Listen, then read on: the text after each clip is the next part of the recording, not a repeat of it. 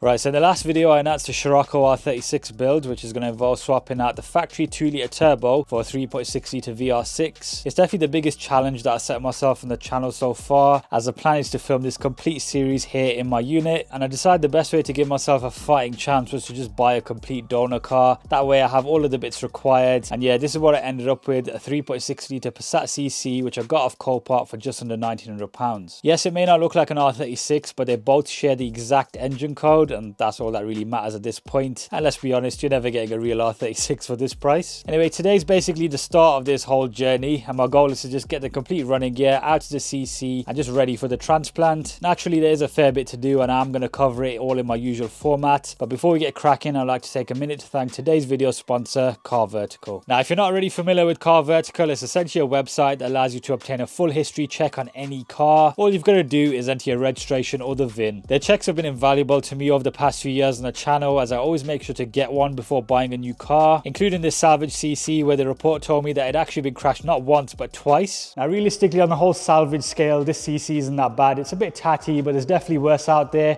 So let me show you a report on one that wasn't as fortunate. Now, the top here is essentially a snapshot of the vehicle you searched for. So in the case of this Passat CC, it's a 2008 just like mine, but it's actually a diesel, so it hasn't got the fancy R36 engine. We've got a green tick next to the odometer icon, which basically means that it hasn't been clocked back or hasn't got any weird glitches with the mileage. But there is an exclamation marker next to the financial legal status and also the damage icon. So if you scroll down to the damage section, we can see that it was marked down as an insurance write-off, more specifically a category B, which basically means that it can only be broken for parts, and this occurred in April of 2020. We also have photos at the salvage auction at that exact time to see the extent of it, and yeah, you can definitely see why this was a Cat B. The front is pretty much completely obliterated, the engine's all over the place, but you never know with some of these TDIs, it may still run with enough effort. Airbags have gone off in the interior, and the seats do look like they've got a few tears in them, so it's definitely been used well. But the back of it does look pretty mint, so hopefully this went on and helped the CC that had been rear-ended. Right, so there you have it. That's Car Vertical. Nice and easy to use. It will definitely save you a bunch of hassle down the line. And as ever, I have got my own special link in the description.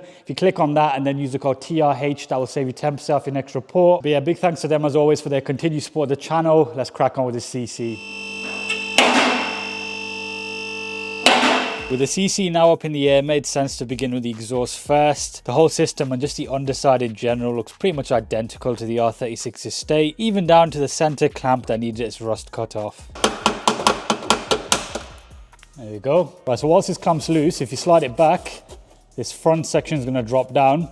The cat back stays in place, and because we don't need the cat back right now per se, we're going to leave that on the car, and let's move to the subframe. Obviously, these are the OEM cats, but they're attached onto two separate manifolds up at the top. We might be able to get them with the subframe in place, but we're going to be stripping it anyway, so we might as well. And also, I don't want to damage the flexies by letting it hang. Now, in regards to dropping the subframe, I'm just going to breeze through the process, as we've covered it a few times now on the channel, and it's pretty much the same on most of these PQ platform cars. Just get yourself a nice impact gun, as it'll save you a bunch of time. And then there's all the usual stuff like detaching the dog bone, the steering rack, and the numerous 80mm bolts that go into the body. Ugh, don't know what came out of there.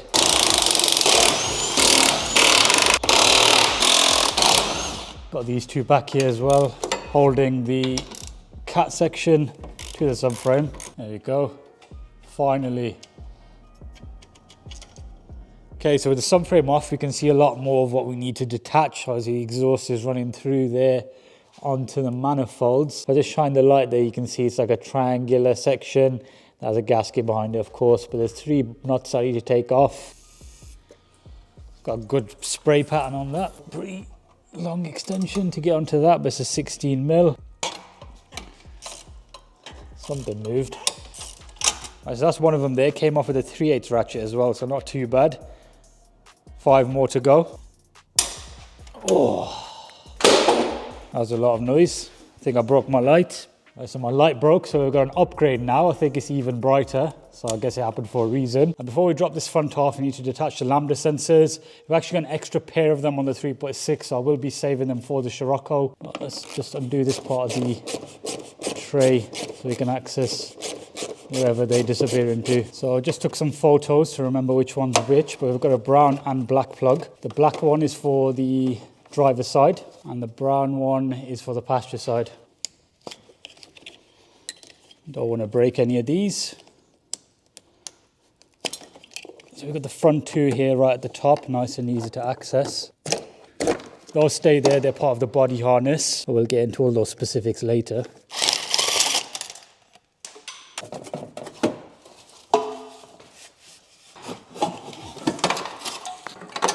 Of course, the landers try to get stuck on something. Now for this one here, I'm going to use this, which is a fancy hanger removal tool. I keep seeing everyone going on about them, so give it a test. Yeah, I should pull that right off. Light work, my friends. Exhaust is loose, my friends. Right, so with the exhaust all done, it was time to head back up front and remove the drive shafts. They're held in with these multi-spline bolts and a little top tip, shove a screwdriver in the brake disc to stop it spinning. Big impact, 24mm. No problem. Axle bolt out.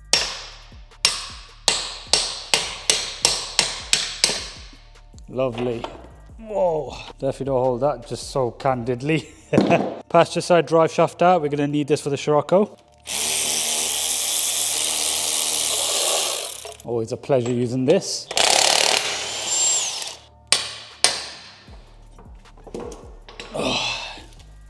Done. Next up was a prop shaft, or the cardan shaft as it's known on the VW system. It's held in via three 12.10mm on either side, and it goes from the transfer box to the rear Haldex diff. Just for reference, that's the rear one and that's the front one, so quite a big difference in size. Obviously both 12.10mm. Thought you might want to know. The reason I wanted to remove it was to get better access to the DSG gear selector, as of course the Scirocco is a manual, so we are going to need that. Quick disclaimer, I'm not recommending you following this procedure for taking off your prop shaft. Ideally you need another human, something which I don't have at the moment, so this may get damaged upon removal, but thankfully I don't need it. In terms of the actual prop itself, I'm still unsure if I'm actually going to be using it, as the CC is quite a bit longer, so maybe I'll be better off with one out of a TT when it comes to the four-wheel drive swap. The CC agreed with this, as for some reason it was still pretty stuck on the diff despite undoing everything, but I noticed that with the center brackets detached, I could kind of get access to the selector with it half in place, but we'll revisit all of this later once the engine's out. So my plan is to move on to the front end, because the idea with the engine is that we're going to take it out this way rather than up and out. Pretty cool seeing the manifolds back there, the two individual ones that go onto 3 ports each. And obviously we've got the rad pack, so we need to drain the coolant, which it's slowly been doing over the past day or so. Now before we drop that front end, make sure you go down and click subscribe if you do enjoy content like this. I'm enjoying making it and learning as I go along, so if you find it useful, it'd be great to have you on board. But yeah, let's crack on and get this done. So the approach I took with the front end was just to assume that it's just like any other Volkswagen and go from there. Whilst it's still up in the air, I pulled off the lower radiator hose to drain the coolant, and also undid the army of torque screws on the arch liners and also underneath the bumper itself. There's another one back here, T25.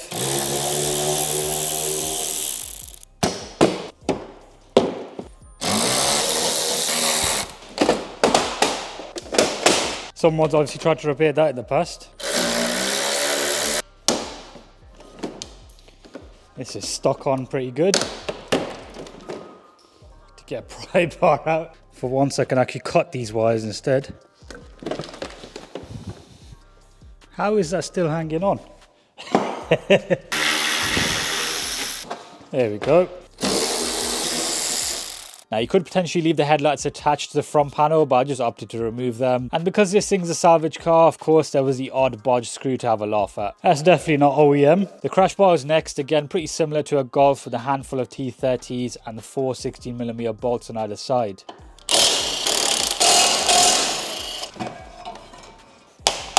Right, so we've still got this plastic surround. I've obviously got the transmission jack under there so the whole rad pack doesn't fall. There you go, that's loose. Got these feet under there. Right. Now, unlike when we did the front panel on the Scirocco, we obviously had one more item, and that was an intercooler. Here, that isn't the case. We've got the AC rad up front, which I believe doesn't have any liquid in it, so we can unbolt it. We've got the main radiator here, which obviously we want to transfer over, probably into that pack. And yeah, of course, we've got the fans behind there. And a big puddle. These are T45s.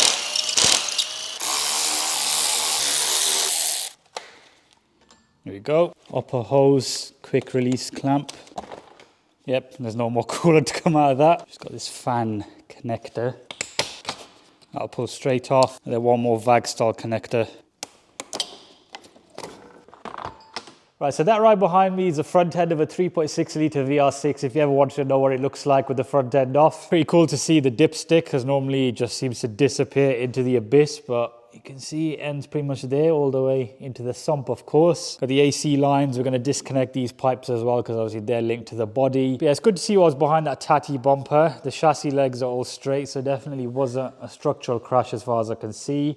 There were a few bodges on the front panel. This side's a bit worse, but overall it's just what you'd expect from a cheap CC, isn't it? Now, whilst we have been removing a bunch of stuff, I have been taking the extra time along the way to make sure everything's all organized. For example, we've got the downpipe, we've got the 2 axles, got the radiator, which we're going to utilize. We've also got this cheap little tray, which just keeps things organized. You're probably thinking there's nothing in there, and that's because I've already filed the existing bolts. Just makes your life so much easier when you're trying to find stuff and put it back together. There's the filing station, nothing too complicated. Labels, biros, and a few wallets of different sizes, and a garden chair. Easy enough. Right, so we're going to move on to the exciting bit now and actually proceed with dropping the engine out of the car. I am probably going to freestyle it a bit and just go with the flow. Now, to drop it, I've opted to get this, which is a sort of scissor lift, you could say. Right, so it can take 350 kilos, as it says on the front. You can get ones that can support more weight, but I didn't fancy spending £2,000. Paid around 500 for this, but I think it's well worth the investment with all the subframes we've been dropping and